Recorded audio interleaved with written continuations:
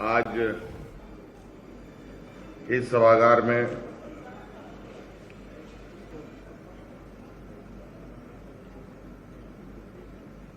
डॉक्टरों की नियुक्ति,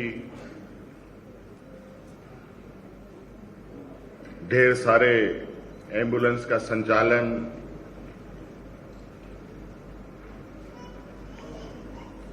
और स्वास्थ्य सेवा में नए नए आयाम जोड़ने के इस कार्यक्रम में हमारे साथ उपस्थित हमारे मंत्रिमंडल सहयोगी विभागीय मंत्री बन्ना गुप्ता जी, यहां उपस्थित मनिका विधायक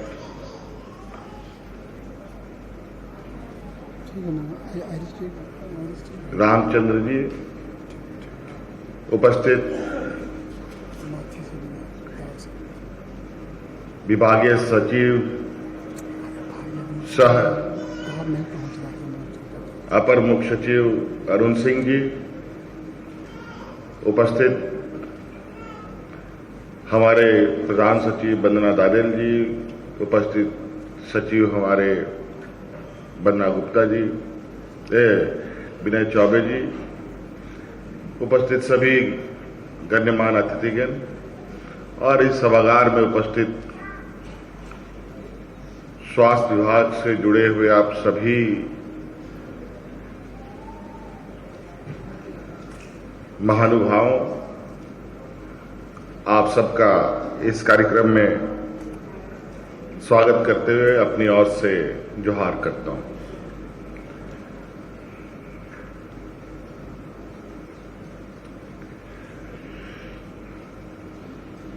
आज स्वास्थ्य विभाग के इस कार्यक्रम में कई सारी चीजें आपने देखी। एम्बुलेंस का संचालन, नए ऐप के माध्यम से स्वास्थ्य सुविधा को और सरल और बेहतर बनाने का कार्यक्रम, नए संस्थाओं के साथ जुड़कर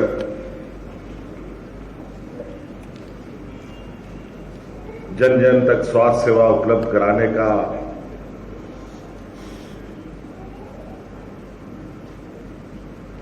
नया आयाम और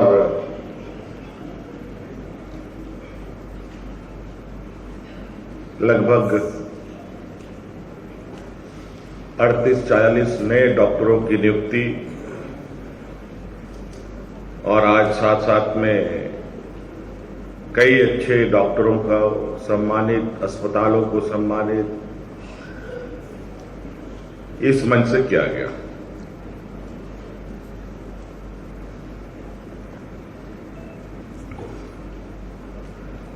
स्वास्थ्य को लेकर सरकार आज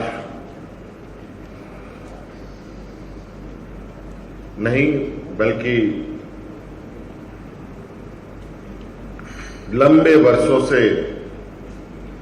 दिन रात इस प्रयास में लगा है कि जन जन तक स्वास्थ्य सेवा कैसे हम लोग बेहतर उपलब्ध करा पाए। ये क्षेत्र एक ऐसा क्षेत्र है जहां पर तो मंचों के माध्यम से बातें बहुत कुछ कही जा सकती है, बहुत अच्छे अच्छे बातें भी कही जा सकती है, बहुत बड़े बड़े आंकड़े भी बताए जा सकते हैं, लेकिन इसका काम बहुत कठिन है। जितनी अच्छी बातें इसमें कही जा सकती है, काम उतना ही इसका जो क्षेत्र है बहुत चुनौती भरा है।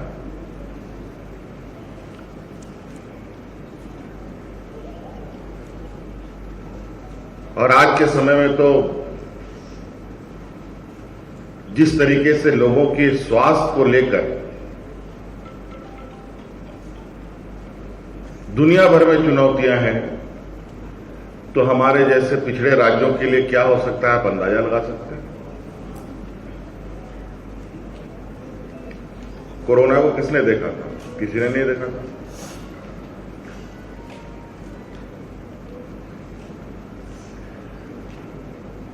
और पलक झपकते ही पूरे दुनिया को इसने अपने चपेट में ले लिया। झारखंड भी इससे अछूता नहीं रहा। और इस दौरान जो भी कदमें अलग अलग देशों ने, अलग अलग राज्यों ने, अलग अलग जिलों ने, अलग अलग व्यक्तियों ने इस कोविड महामारी से निकलने का प्रयास किया,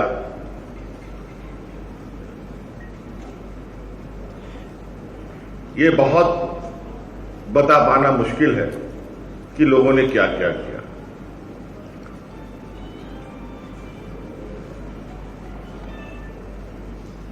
अंतोगत्वा जिस संक्रमण के लिए दवाइयां बनती है, आमतौर पर जो हमें एक लेमेन में जो जानकारी है कि एक दवाई को बनने में वर्षों वर्ष लग जाते हैं, वो दवाई 4 महीने 6 महीने में बना करके सभी देश दुनिया के लोगों को लगा दी गई।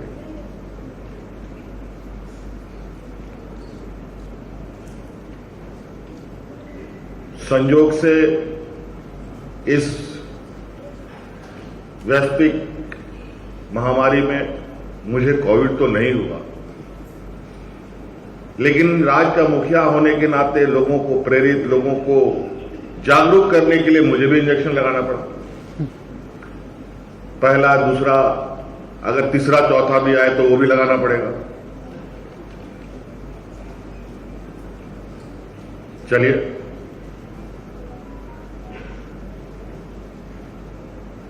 कोरोना है क्या,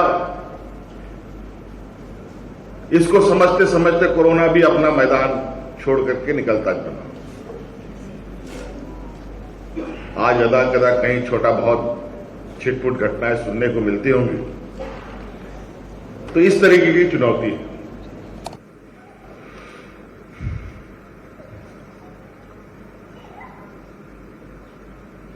और स्वास्थ्य को लेकर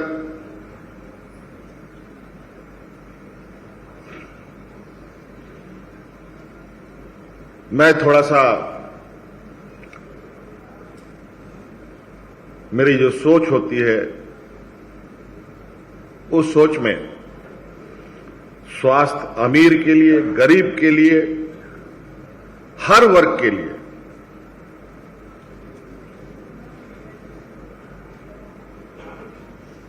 समान और एक नजरिए से और एक तरीके से उसको उपलब्ध हो, इस सोच के साथ मेरा सोच चलता है कि हर व्यक्ति को एक जैसा स्वास्थ्य सुविधा उपलब्ध हो और वो स्वास्थ्य सुविधा बिल्कुल बेहतर। ये नहीं गांव वालों के लिए कुछ, शहर वालों के लिए कुछ। हां, ये बात जरूर है, कुछ इसमें भी लोगों ने कैटेगराइज कर रखे हैं। जो प्राइवेट प्लेयर्स हैं, बड़े बड़े 5 स्टार अस्पताल बना करके लोगों को स्वास्थ्य सुविधा उपलब्ध करा रहे हैं, लोग वैसे भी पैसे देने के लिए तैयार हैं।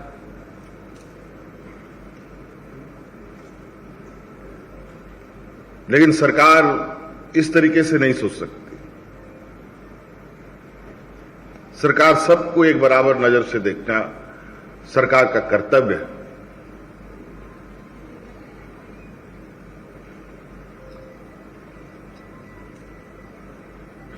अभी हमारे इस राज्य के लिए चुनौतियां खत्म नहीं हुई हैं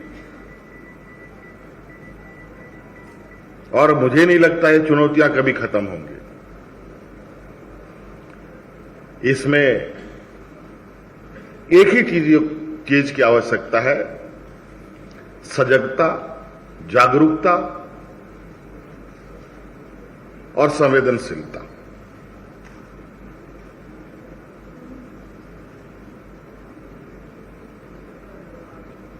और इस बीच में इस पूरी व्यवस्था को चलाने वाली व्यवस्था वो किस तरीके से काम करती है। एम्बुलेंस आज से नहीं चल रहा, ना जाने कितने एम्बुलेंस सड़कें खत्म भी हो गए।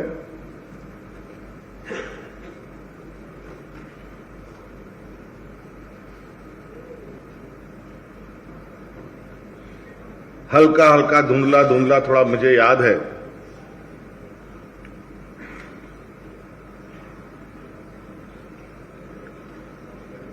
कि एम्स के बराबर की अस्पताल हमारे राज्य में भी बना, जिसको आज हम लोग रिम्स के नाम से जानते हैं।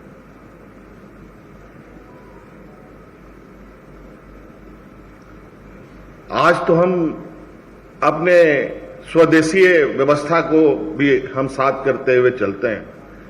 उस समय एम्स के अंदर मर्सिडीज वोल्वो जैसे बड़े बड़े बसेस के कार्डियक एम्बुलेंस हुआ करते थे।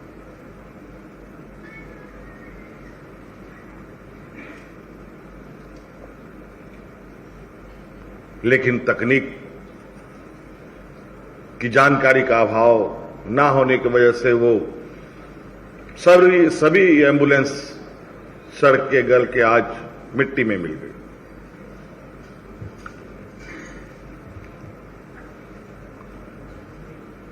आज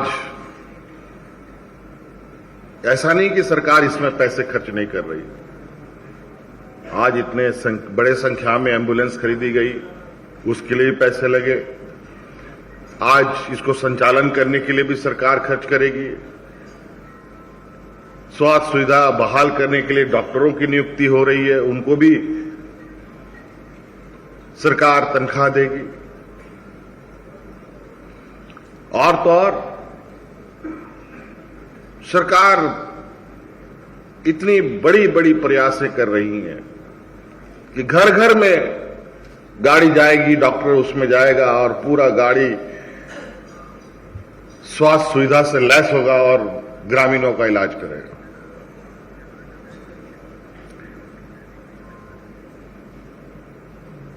ये आज से नहीं, पहले काफी दिनों से चला आ रहा है, काफी वर्षों से चल रहा है। और आपको पता है, झारखंड हमारा देश का सबसे पिछड़े राज्यों में से एक है। हमारा अधिकतर लोग ग्रामीण क्षेत्रों में बसते हैं, किसान हैं, मजदूर हैं। मेरी आंखों देखी हुई व्यवस्था घटनाएं हैं जो मैंने देखा है कि जब तक वो एम्बुलेंस और डॉक्टर गांव में जाएगा, तब तक गांव का किसान मजदूर अपना घर छोड़ करके खेत में होगा या मजदूरी कर रहा होगा।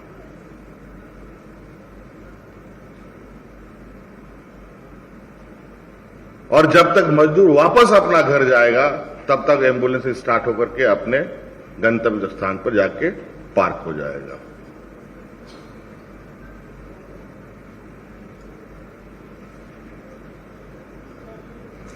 तो कहां हमने ग्रामीण को देखा?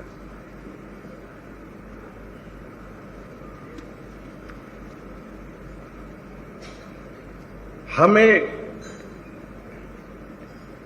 ये भी तय करना चाहिए कि गांव के लोगों को, जैसे आज हम फलाना तारीख को राशन देते हैं, तो इस तारीख को यहां पर ये एम्बुलेंस रहेगा, ताकि लोग भी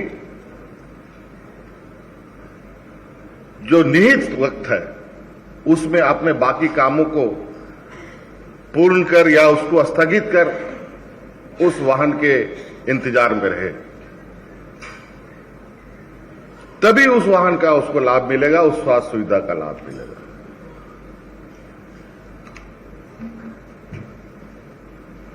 नहीं तो तब तक गांव खाली है, वाहन जाकर के वहां पेड़ के नीचे लग गया, घड़ी बजा, घंटी बजा, वापस चले आए, तो कोई फायदा नहीं होगा उससे।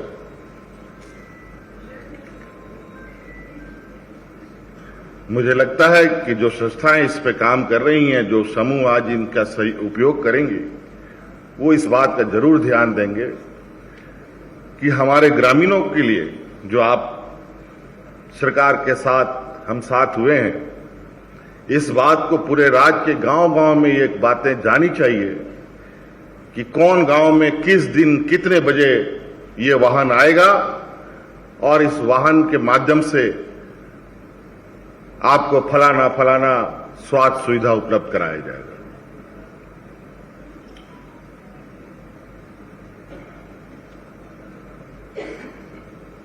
आज के दिन में भी गांव में टीबी के लोग की संख्या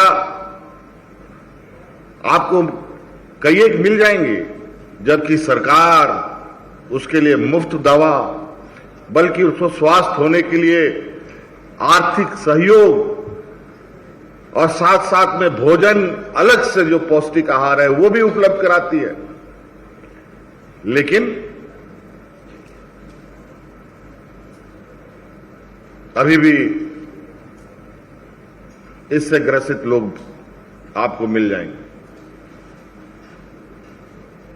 तो कहीं ना कहीं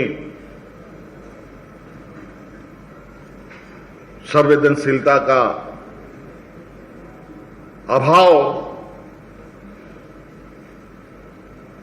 इन चीजों से झलकता है।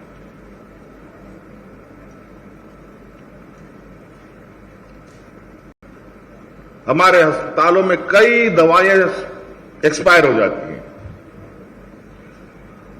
और एक्सपायर होगा क्यों नहीं? लोगों को जरूरत के समय अगर दवा ना मिले तो स्वाभाविक रूप से वो दवाई एक्सपायर ही होना है। हम भी अगर बीमार पड़ते हैं, अगर हमको बुखार है, बुखार का हम 10 टैबलेट का एक पत्ता खरीदते हैं, पता चला 3 टैबलेट में ही मेरी बुखार उतर गई, तो बाकी दवा भी खाना हम खुद छोड़ देते हैं, तो स्वाभाविक है कि वो कुछ दिनों के बाद एक्सपायरी हो जाएगा। तो जरूरत कब मरीज को है, व्यक्ति को है, उसको विदिन ए मिनट, 5-10 मिनट के अंदर उसको दवा मिल जाना चाहिए। और यही परिकल्पना को सोचकर हम लोगों ने पंचायत स्तर पर अभी दवा दुकान खोलने का निर्णय लिया है।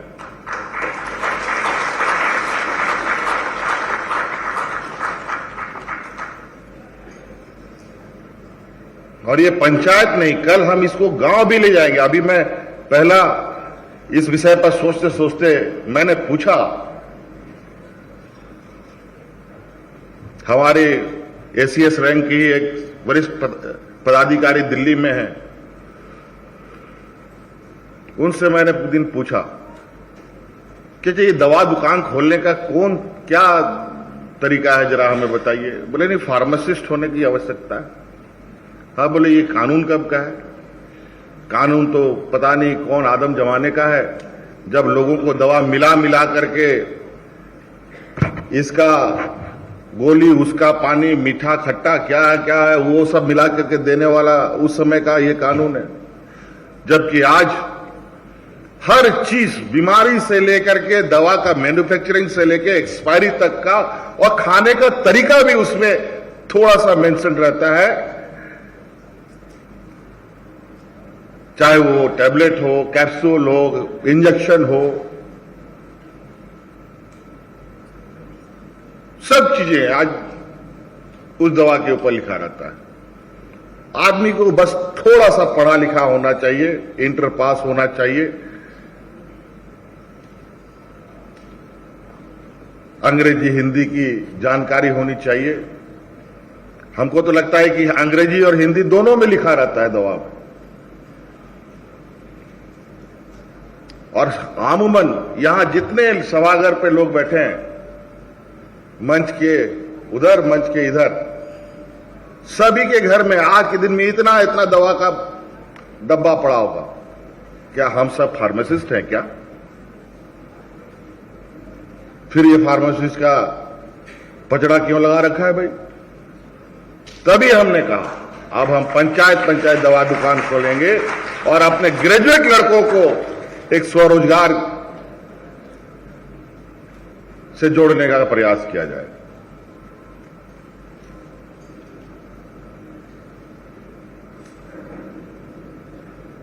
बहुत सारी चुनौतियां हैं इस विषय पर। अगर हम अभी बातें बोले तो बहुत बातें निकलेंगी।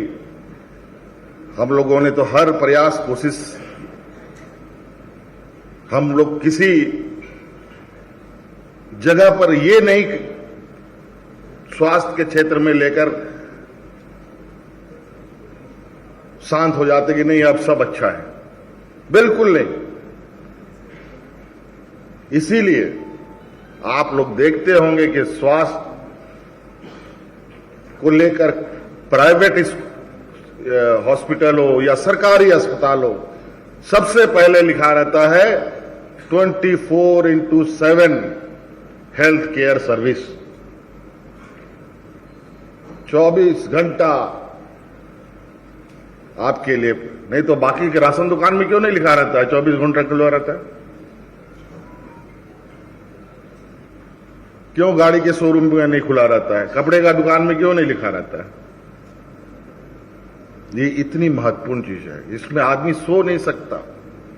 इसलिए संवेदनशीलता के साथ निरंतर सोचने की आवश्यकता है।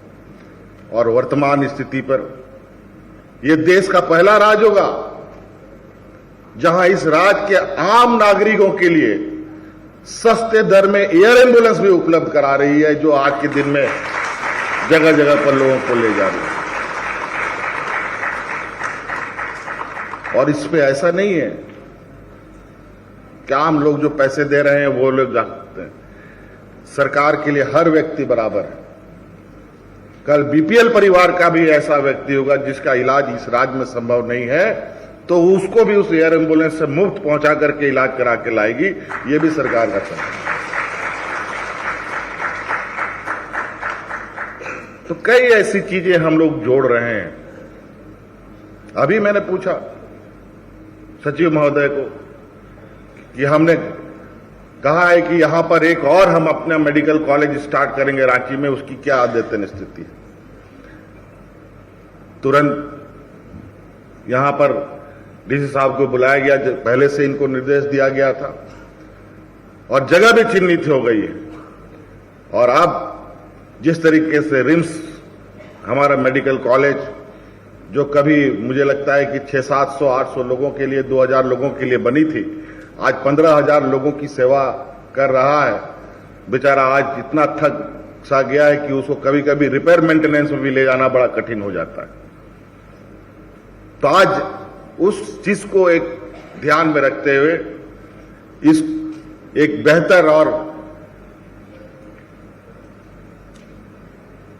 वर्तमान तकनीकी आवश्यकताओं को के साथ लैस एक भव्य मेडिकल कॉलेज की स्थापना रांची में बहुत जल्द हम लोग करेंगे, जहां वर्ल्ड क्लास स्वास्थ्य सुविधा को हम लोग उपलब्ध कराने का प्रयास करेंगे।